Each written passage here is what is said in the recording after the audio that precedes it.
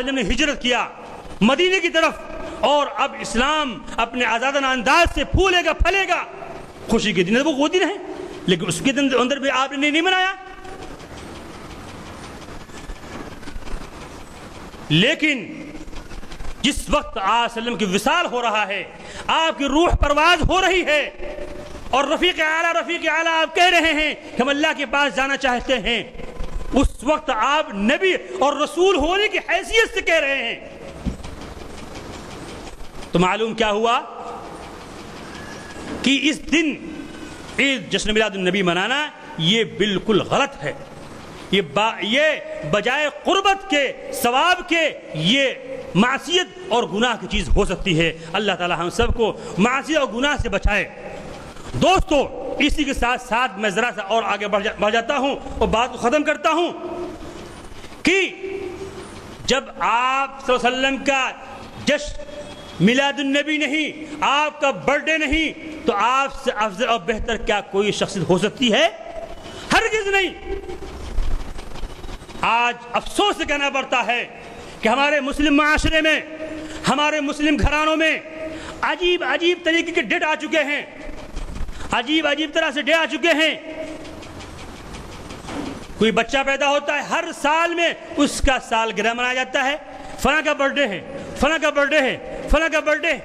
بھائی کیا طریقہ ہے یہ؟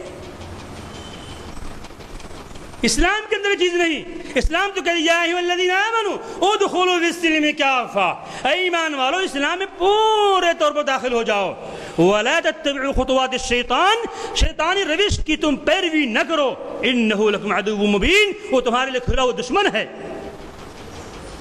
تو یہ جو برتھ ڈے مناتے ہیں یہ بالکل غلط ہے، بالکل غلط ہے، بلکہ اس طریقے سے ہم خوشیاں منا سکتے ہیں کہ اللہ کا کرم ہے، اللہ کا احسان ہے کہ اللہ تبارک و تعالیٰ نے ہمارے بچے کے اوپر سال کو عافیت کے ساتھ اور جو ہے صحت مندی کے ساتھ، خوش اسلوبی کے ساتھ مکمل کیا۔ آپ کوئی خیر کا کام کر جائیں، نیکی کر جائیں، آپ برتھ ڈے منا رہے ہیں، یہ یہود نصارہ کا طریقہ ہے، ہم کو اس سے پرہیز کرنا چاہیے۔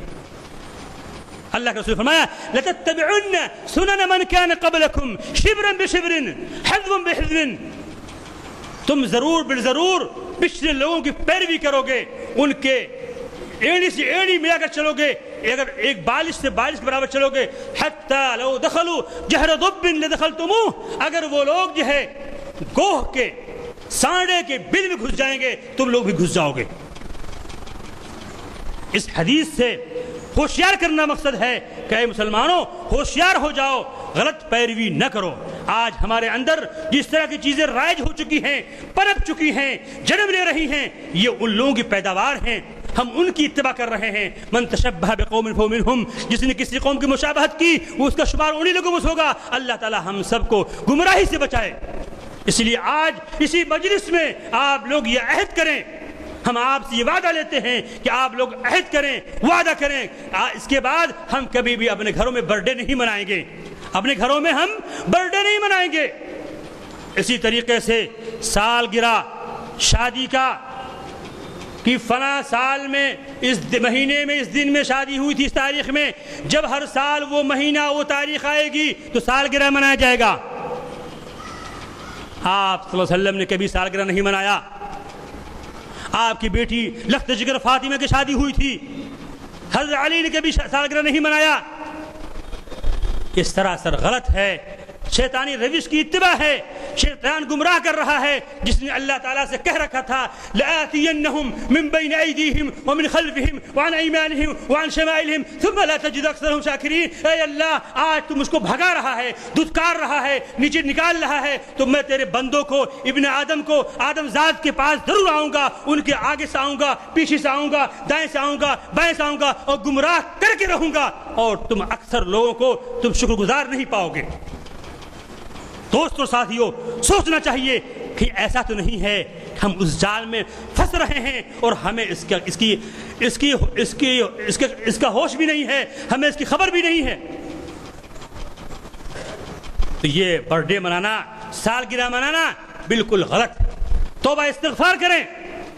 اسی طریقے سے ایک قدم ہم اور آگے بڑھ کر اور یہیں سے بات ختم بھی کر دیں گے کہ آج کے دور میں ہمارے مسلم معاشرے میں شادی بیاہ کے موقع پر جو خوشیاں منائی جاتی ہیں، ضرورت کی حد سے آگے بڑھ کر نہ جانے وہ سارے خرافات کیے جاتے ہیں، وہ بے جا تصرفات کیے جاتے ہیں، وہ بے فضول چیزیں خرچ کی جاتی ہیں، یہ اسلام جس کو روا نہیں کرتا۔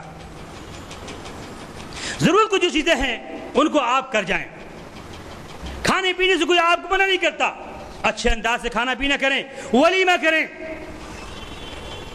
کلوا واشربوا ولا تسرفوا، کھاؤ اور پیو مگر اسراف نہ کرو، اسراف نہ کرو۔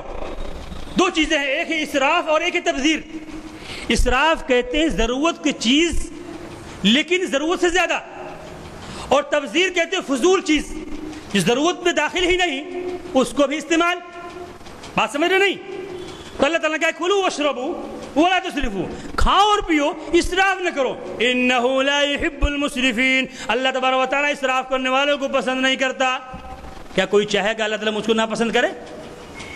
دنیا کے لوگوں کو رضامندی حاصل کرنے کے لیے کہ دنیا کے لوگ خوش ہو جائیں، ہم عللے دللے نہ جانے کیا کچھ کر بیٹھتے ہیں کہ دنیا کے لوگ خوش ہو جائیں اور تاریخ میں ایک نام ہو جائے کہ فلاں کی شادی تاریخی شادی ہوئی تھی، فلاں کی تاریخی بڑے دھوم دھام سے ہوئی تھی، بڑے ناچ گانے بجانے ہوئے تھے، لہو و لعب کھیل کود ہوئے تھے، گھوڑے سارنگی اور نہ جانے کیا کیا چیزیں ہوئی تھیں، تو صرف اس لیے انہ لا يحب المسرفین، بلکہ بے جا خرچ، فضول خرچ، اس کے بارے میں کہا ان المبذرین کانوا اخوان الشیاطین، جو لوگ فضول خرچ کرتے ہیں وہ شیطان کے بھائی ہیں، شیطان کے بھائی ہیں۔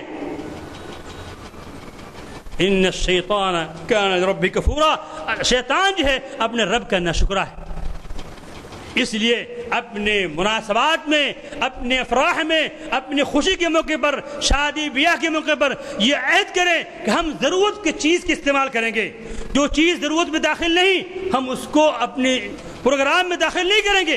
لہو و لعب، کھیل کود، طرح طرح کی چیزیں جو لوگ اپنے پروگرام میں لایا کرتے ہیں صرف لوگوں کو نگاہوں کو خوش کرنے کے لیے، ان کی آنکھوں کو سینکنے کے لیے تاکہ وہ دیکھیں اور ان کا ٹائم پاس ہو، تو یہ غلط اور غلط۔ تم دنیا کے لوگوں کو راضی کر کے اپنے رب کو ناراض کر رہے ہو، تم دنیا میں بھی ہے دھتکارے جاؤ گے، اللہ کے یہاں بھی دھتکارے جاؤ گے۔ اللہ تعالی ہم سب کو محرومی سے بچائے اور مقبول بندہ بنائے۔ وآخر دعوانا الحمدللہ رب العالمین۔ رشک کرتا ہے فلک ایسی زمین پر اسد جہاں پر دو چار گھڑی ذکر خدا ہوتا ہے۔